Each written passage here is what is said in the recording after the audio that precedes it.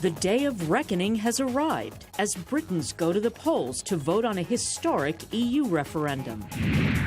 Could gum disease be a sign of cancer? And a new way to go behind the scenes with Michelle Obama as the First Lady joins Snapchat. Africa 54 starts right now.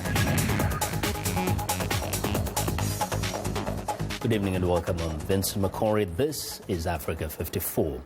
A dark cloud of uncertainty hovers over Britain on Thursday as voters cast their ballots in the nation's historic election that by the end of the day will decide whether the country remains in the European Union. As voters went to polling stations, the significance of the ballot was splashed across the front page of all of the country's major newspapers. Public opinion polls showed the two sides in a dead heat. Turnout was expected to be high, culminating in a bitter two-month campaign that centered largely on immigration, a highly sensitive and divisive issue in a nation whose immigration rate has doubled since 2000. Supporters of the so-called Brexit say Britain has handed control of its border to a European superstate. Prime Minister David Cameron has led the call for Britain to stay in the EU. Cameron and other Brexit opponents say Britain's economy will be badly damaged if it breaks away from the 28-nation bloc.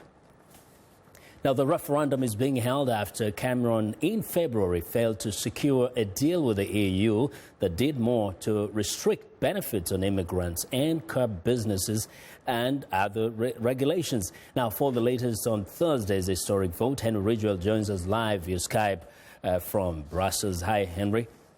Good to be with you again, Vincent. Yes, now, what a big day there in Europe. What's the mood like in Brussels today? It's a nervous mood here in Brussels. Everybody's watching what is happening in Britain today. Of course, we won't get a result until the early hours of Friday. But people here have been monitoring their internet feeds, their Twitter feeds throughout the day, looking for any hint of what that result might be. The day didn't start with good omens. There were thunderstorms ahead over Brussels, which actually travelled over from Britain. So some people were drawing bad omens from the weather, but it has brightened up here, and some of the lawmakers and the diplomats here in Brussels have taken some optimism from the final polls that were taken in Britain just before the voting began at 7 a.m. local time this morning. Now, what are some of the contingency, plans that are being put in place just in case the vote goes, either way that it may go? Well, I think everybody here is hoping that it is a vote to remain, in which case the status quo continues and Brussels doesn't have to take any emergency measures or make any urgent changes to what is happening here. Business continues as usual.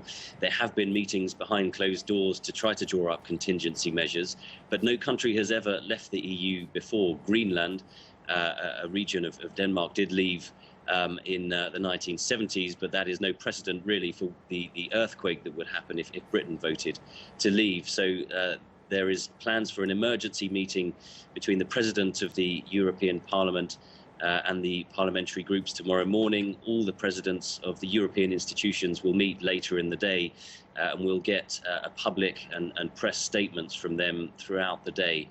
I think the mood among them, if Britain votes to leave, will be very cautious, and they will seek to limit any immediate short-term damage to Europe and the economy and the markets here. Beyond that, we'll have to take it day by day because, as I say, there is no blueprint for a country leaving the European Union. Many times, people rely on polls to make a projection. It looks like in this case, it's hard to tell which way it will go, right? Absolutely hard to tell. Some of the polls have given both sides a 10-point lead, but then the next day the results are reversed. And if you aggregate all the polls that have been taken together over the past week, it splits something like 51% in favour of remaining, 49% want to leave, and a lot of it depends on voter turnout as well. It's shown by the polls that older people prefer leaving the European Union. Younger people want to remain, but traditionally older people are more likely to turn out to vote. There has been torrential thunderstorms in populated parts of Britain, so it's a very unpredictable race. We'll know in the next few hours the result. Indeed, in the next few hours. Henry, thank you very much for your reporting. That's VOA's Henry Ridgewell reporting live via Skype from Brussels. Now, a shooting and a hostage situation in the western German town of Vietnam near Frankfurt is over after special police forces stormed a cinema complex and shot and killed the gunman. Now, according to multimedia reports, the incident began when the lone masked gunman with an ammunition belt opened fire inside the complex before taking hostages and barricading himself inside. German television showed pictures of the heavily armed police wearing helmets and body armor entering the Kinopolis complex in Vietnam. Police say about 25 people are being exposed to tear gas. Here in the U.S., a tired group of Democrats carried their remarkable 16-hour floor sit-in past daybreak Thursday, disrupting Congress in the wake of the Orlando shooting massacre with demands for gun control votes.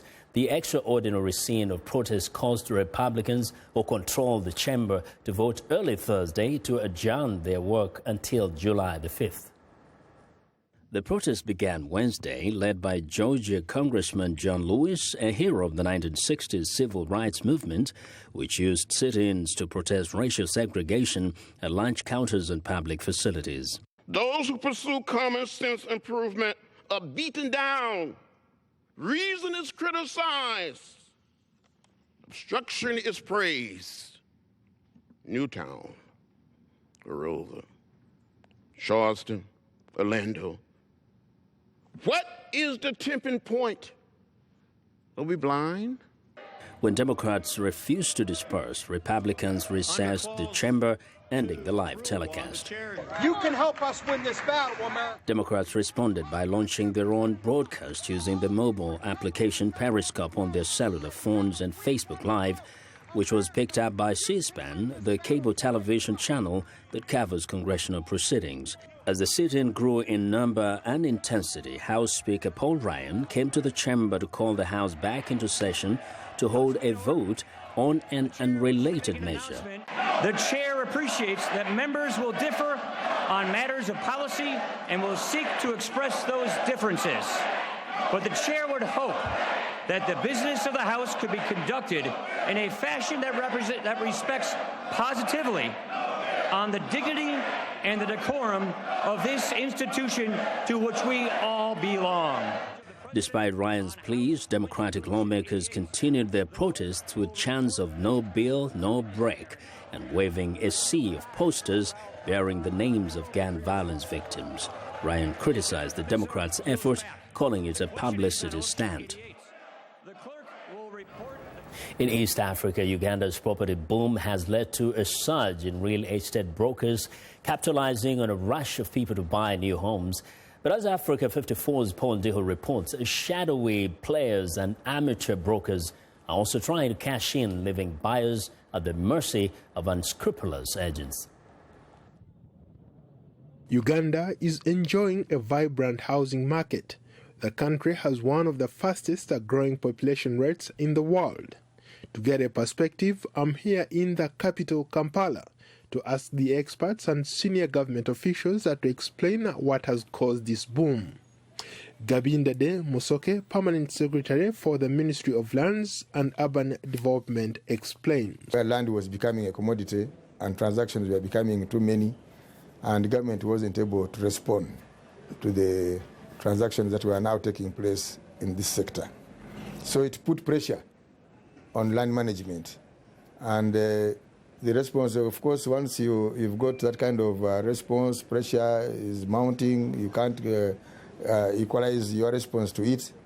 You start getting queues, and what follows is corruption and things like that. Vincent Agaba, a rising real estate agent in Kampala, says as the population grows, the surging middle class is scrambling for real estate deals.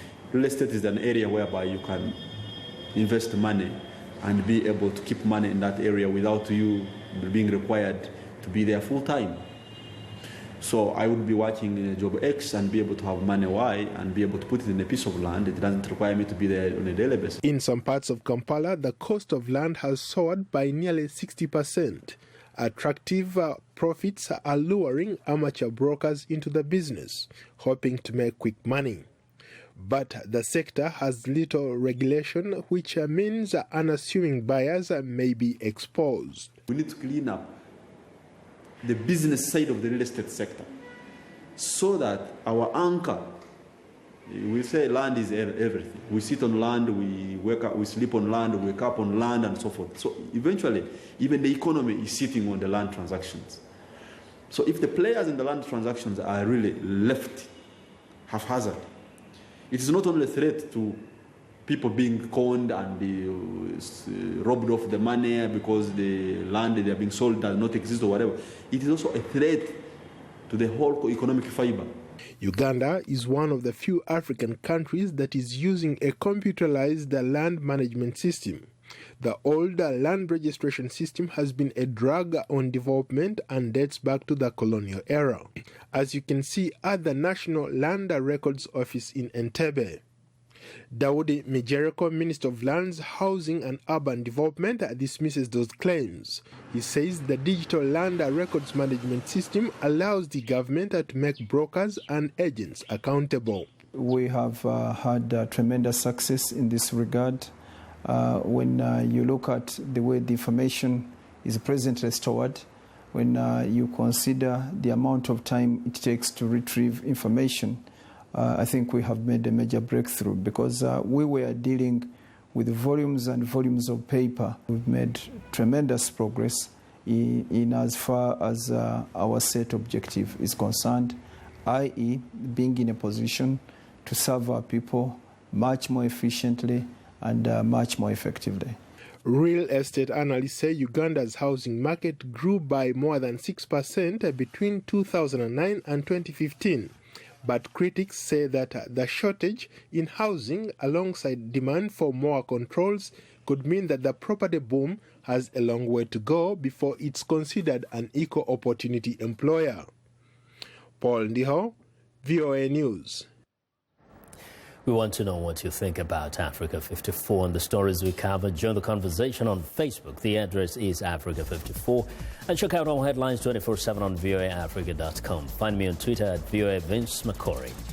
Coming up, the link between gum disease and a deadly form of cancer. Stay with us.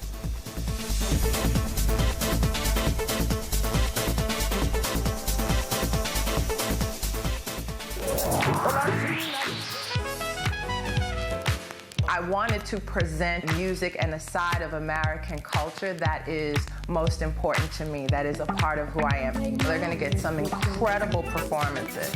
That's one of the things I love, bringing these artists in so you can get to see them do what they do. It's soul music, and that's what music is. It's that which comes from the soul.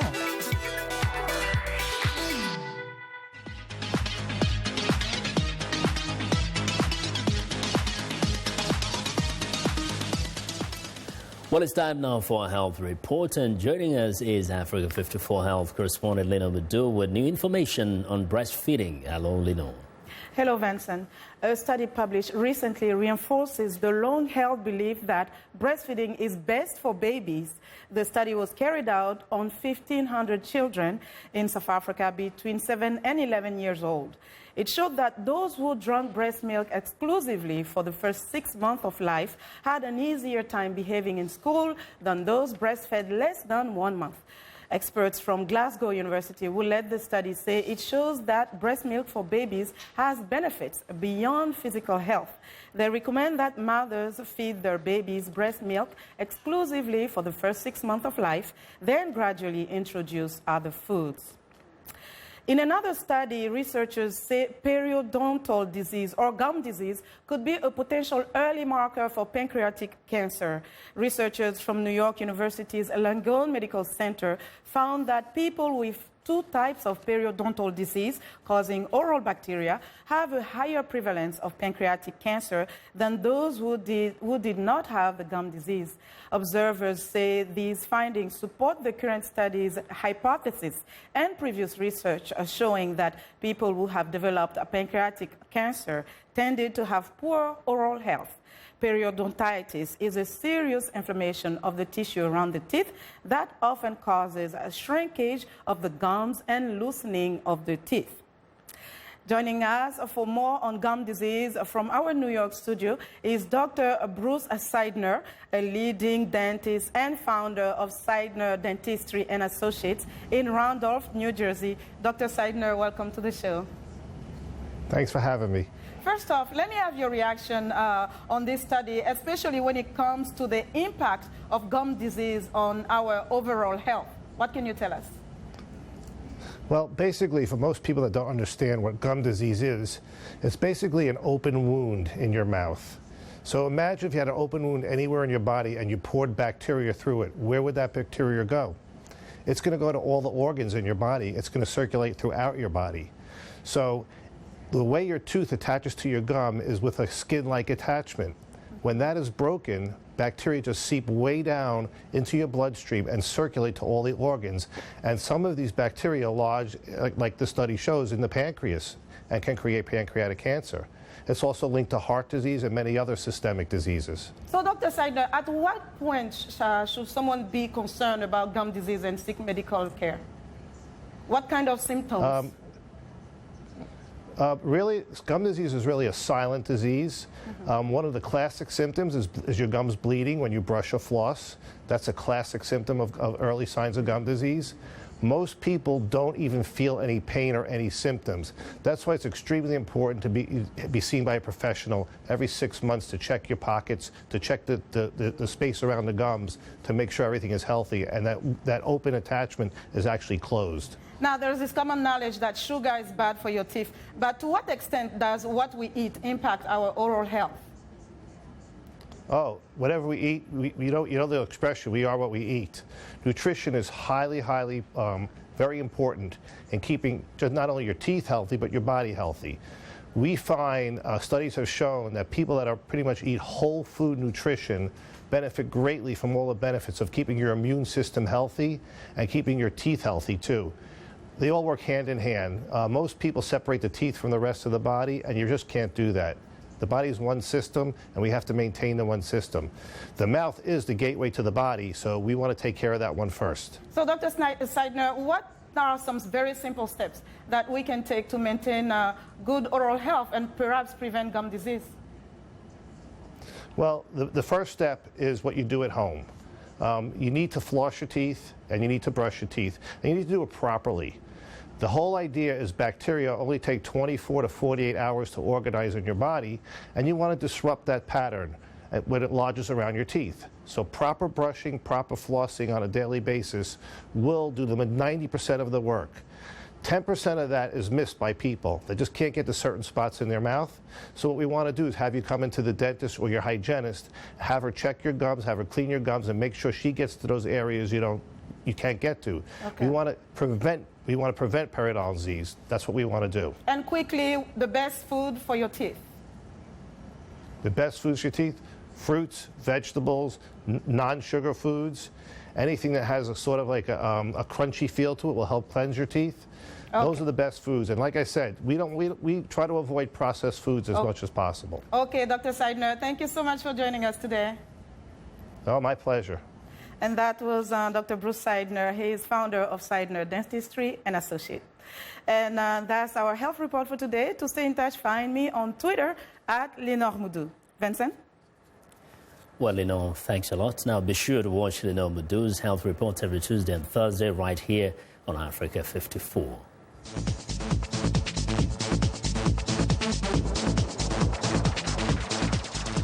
Now, King Adeyeye Enitan Ogunusi is one of the most influential among the Yoruba people. That's Nigeria's second biggest ethnic group of about 35 million in West Africa. In part 2 of my recent conversation with the king, I asked him about the influence of traditional rulers in a modern Nigeria. The kingship system, especially in Africa, is very spiritual. Kings are born, they are not made. Yeah, but the argument is that the money gives people status, and the status people are actually seeking are the status of, a king, a chief, in terms of the respect and honor they could get, which they may not gain in the traditional system, but through power and money, they gain it. And that has fueled, or rather has become the driving force behind corruption, not just in Nigeria, but across Africa. Because if I become powerful and wealthy, I get all the honor. I'm a king. I'm a chief in my own way. Our ancestors, they weren't preaching morals based on wealth. They were preaching morals based on the content of your character and who you are. What value are you adding to the society? What kind of person are you? But the society now is being driven by money. It shouldn't be. Things are not right in Africa because we have forgotten our roots. Actually, talking about that, we were very welcoming, hospitable, and that's why we got colonized. Because when the strangers came, we invited them and allowed them to stay with us for a little time. They decided to stay forever and take over. But that's not, we shouldn't see that as... It was positive on our side, but they took advantage of it. Yeah, but I'll tell you why. We're leaders. That's the truth. Black race was created first. And out of black race, all other race in the world emanated from it. It's been proven scientifically. So leaders should take responsibilities. We were created first. And that's why we're very accommodating. Because we are like our brother's keeper. Be it any race, be it any color. We are all the same in front of our Creator. Yeah. So we shouldn't say we accommodated them and they took advantage of us. No. Now, I think we should work. Share with us some of the programs you have, some of the initiatives you have as Oni of Ife to help the Yoruba people advance and achieve some of the objectives. Number one thing is to preach peace and harmony across the entire Yoruba race and across the entire continent. We are all Africans. We should know that. We should come together as one first. In unity, there's a lot of strength. After that unity as a program, which we started from our community, we've actually achieved quite a lot. There has been communal war within the community over the last 30 years. We've been able, when I came to the throne, we've been able to actually bring it to history. It's our history. No more communal wars. Then we took over all the widows, over 20,000 widows. We take care of them. Then we set up a youth empowerment program, over 300,000 youths. We have actually brought them on board for us to go back to agriculture because the entire land of Africa and the land of Ife and Yoruba land were blessed with beautiful arable land. And we need to go back to agriculture. Because if you look at the country, Nigeria now, our flag is green and white. And what's the meaning of that flag? Agriculture and peace. But crude oil distracted us so terribly. And you can't sustain with a monoproduct economy. So all of us, we're going back to agriculture. And another thing is tourism. Do the people of Yoruba in their entirety, especially the young people, pay some, as much attention as you would like to you? Or have they become kind of liberated from the traditional system and they feel like, they really don't need to care so much about traditional king and rulers? Well, it's a new dawn now. Yeah. The youth of the country were I'm part of them. You're still a young. Yes, I am. I feel them. I'm in the fatherly role now, but I shouldn't forget where I am coming from. That's my source. I dedicated the throne to the youth. The truth is that has actually given them more involvement in our traditional beliefs and values. Initially, they've lost hope and they've lost touch, but this time around, they are now seeing the richness of our culture, the richness of our heritage and our tradition. So it's like... Well, it's time now for a short break. Still to come on Africa 54. Social media savvy Michelle Obama joins another platform. We'll be right back.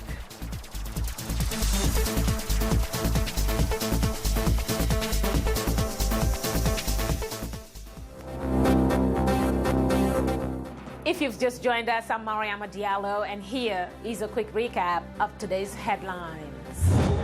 Zambia's largest independent newspaper is shut down by authorities over unpaid taxes, a move the editor says is an attempt to silence the paper before elections in August. In Kenya, citizens attend a vigil in the capital Nairobi for murdered British MP Joe Cox.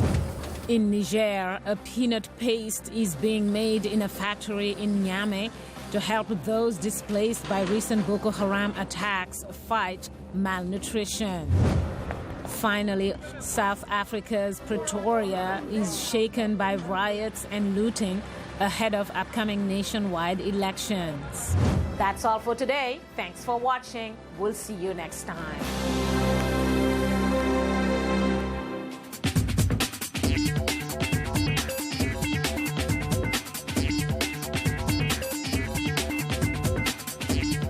Welcome back to Africa 54. Here's what's trending.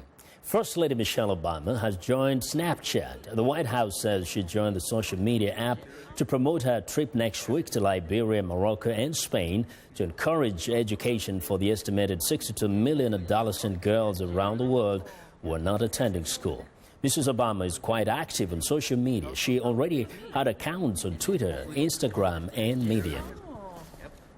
Well, next up, imagine being transported to another place whilst remaining exactly where you are. Two European cities separated by geography, history, and culture are being united in cyberspace. Step into a blue dome in the German capital of Berlin, and you end up in front of the train station in Wrocław, Poland. Now, the Loneta project connects the cities in real time using video walls with less than a second delay. It creates the illusion of stepping from one place into another. The identical dome-like tents house a tunnel made of screens on both sides that show the surroundings of the dome in the other city live. A Skype video connection at the end allows visitors to speak and interact with those in the other place. Now, the installations will run until July the 3rd. Well, and finally, this is no ordinary luxury spa experience. Minimally invasive cosmetic treatments are on the rise, and two luxury Los Angeles hotels are among those who have taken notice. The Four Seasons Hotel is offering the 275 DNA facial across town at the Peninsula Beverly Hills Hotel. There's another Medi Spa treatment on offer. Clients can book in for a $275 lifting facial, which involves a tamer microcurrent being applied to the face via rods. But can these procedures really provide long-lasting effects? And is there a risk to having them performed in spas? The doctors who masterminded the treatment say that as long as clients are happy, no harm, no foul. And that is what is trending today. And that is our show for today. Be sure to watch Africa 54 on our website at voaafrica.com. For more news, tune in to VOA's evening radio show Africa News Tonight at 1800 UTC. And in the mornings today, Break Africa between 0300 and 0600 UTC, Monday through Friday. Thanks a lot for watching from all of us here in Washington. Have a good night.